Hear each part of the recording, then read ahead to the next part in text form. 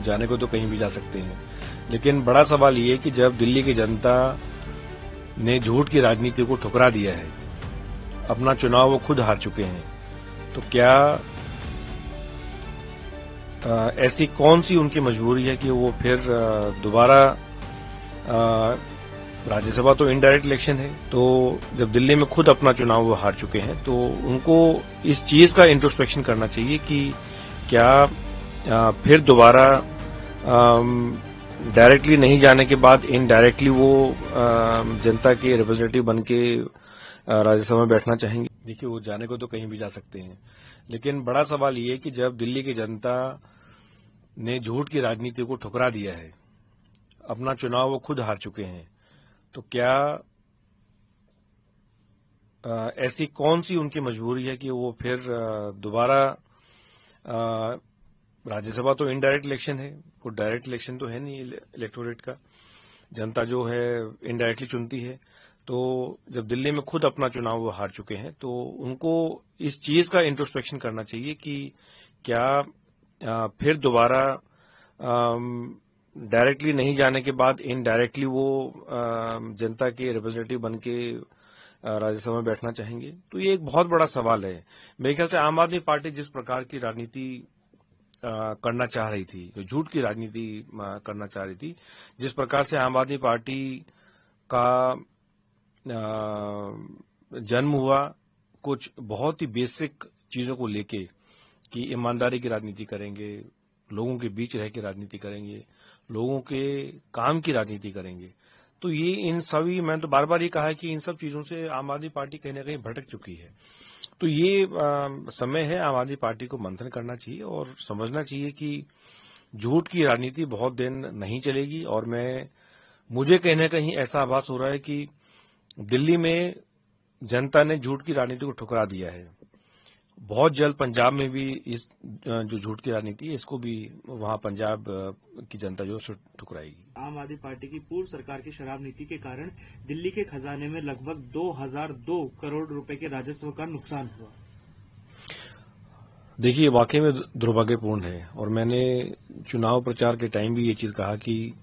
पहली बार पूरे देश के इतिहास में ये पहला इंसिडेंट है जहां सीएजी ने लॉस को क्वांटिफाई किया है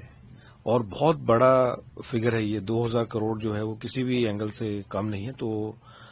मेरे ख्याल से आम आदमी पार्टी को स्पष्ट करना चाहिए कि ऐसे क्या उनकी मजबूरियां थी कि इस प्रकार की नीति वो लेके आए, जिससे बहुत गलत मैसेज गया। और सरकार को, क्योंकि सरकार का पैसा जो है वो जनता का ही पैसा है, तो जनता का पैसा जो है इस प्रकार से क्यों इसका दुरुपयोग क्यों किया गया। रही हैं जिसमें ये कहा जा रहा है कि अरविंद केजरीवाल पंजाब से राज्यसभा जा सकते हैं, क्योंकि वहां के एक राज्यसभा सांसद को बाई इलेक्शन में उतारने की तैयारी आम आदमी पार्टी ने कर ली है, तो ऐसे में वो सीट वैकेंट हो जाएगी। अब ये अटकलें हैं और भाजपा की तरफ से भी ये बात कही जा रही है कि अरविंद केजरीवाल राज्यसभा चले जाएंगे। देखिए, वो जाने को तो कहीं भी जा सकते हैं, लेकिन बड़ा सवाल ये है कि जब दिल्ली की जनता ने झूठ की राजनीति को ठुकरा दिया है, अपना चुनाव वो खुद हार चुके हैं, तो क्या ऐसी कौन सी उनकी मजबूरी है कि वो फिर दोबारा राज्यसभा तो इनडायरेक्ट इलेक्शन है, कोई डायरेक्ट इलेक्शन तो है नहीं इलेक्टोरेट का, जनता जो है इनडायरेक्टली चुनती है, तो जब दिल्ली में खुद अपना चुनाव वो हार चुके हैं तो उनको इस चीज का इंट्रोस्पेक्शन करना चाहिए कि क्या फिर दोबारा डायरेक्टली नहीं जाने के बाद इनडायरेक्टली वो जनता के रिप्रेजेंटेटिव बन के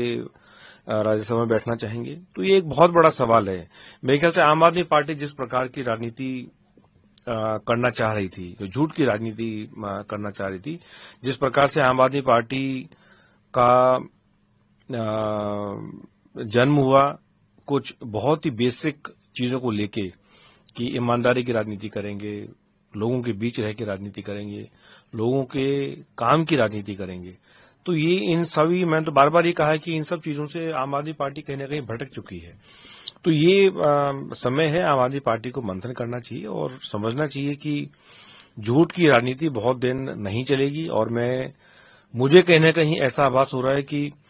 दिल्ली में जनता ने झूठ की राजनीति को ठुकरा दिया है। बहुत जल्द पंजाब में भी इस जो झूठ की राजनीति है इसको भी वहां पंजाब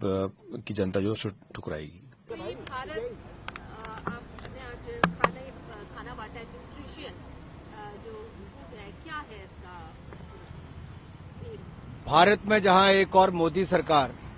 पोषण अभियान चला रही है, जहां पर लगभग 8 करोड़ बच्चों को, 1 करोड़ महिलाओं को, 20 लाख एडोलेसेंट गर्ल्स को पोषण 2.0 से जोड़ा जाएगा, वहीं पर समाज ने भी एक नई पहल की है और इसमें रेस्टोरेंट क्रिकेट लीग जिसका आयोजन हाल ही में किया गया, वहां हर 10 रन पर 100 मील्स उपलब्ध करवाई जाती थी। तो जब ऐसे सैकड़ों रन लगे तो हजारों मील्स उससे उपलब्ध कराई गई। तो 2,30,000 न्यूट्रिशन मील्स ये पूरे यहां पर उपलब्ध करवा कर देंगे। आज उसकी शुरुआत महाशिवरात्रि के शुभ अवसर पर की जा रही है, जहां देशवासियों को महाशिवरात्रि की बहुत बहुत बधाई और शुभकामनाएं। वहां पर ये महाअभियान भूख मुक्त भारत का जो चला है, इसमें भी बहुत सहयोग रेस्टोरेंट वालों ने भी किया है, समाज सेवा ने किया है। और अभी जब हम कॉन्स्टिट्यूशन क्लब ऑफ इंडिया के बाहर खड़े हैं तो अरविंद जी जिन्होंने टीम उस लीग का आयोजन किया वो भी हमारे साथ हैं, इनके सहयोगी साथ में है। इनको मैं बधाई और धन्यवाद देता हूं कि एक ऐसी मुहिम चलाई जिसके कारण आज जो व्यक्ति सड़कों पर काम कर रहा है या कोई छोटा मोटा काम कर रहा है, उसको कहीं ना कहीं खाने का प्रबंध जहां पे मिल जाए तो उसकी भूख को मिटाने का, उसको एक पोषण आहार देने का काम भी हो रहा है। ये सिर्फ दिल्ली में या किसी और भी शहरों में होगा? अरविंद जी, दिल्ली अन्य राज्यों में भी अभी तो दिल्ली की शुरुआत है, दिल्ली की शुरुआत है। दिल्ली के बाद अलग अलग जगह जरूरत पड़ेगी तो वहां पे भी किया जाएगा। देखिए, वो जाने को तो कहीं भी जा सकते हैं, लेकिन बड़ा सवाल ये है कि जब दिल्ली की जनता ने झूठ की राजनीति को ठुकरा दिया है,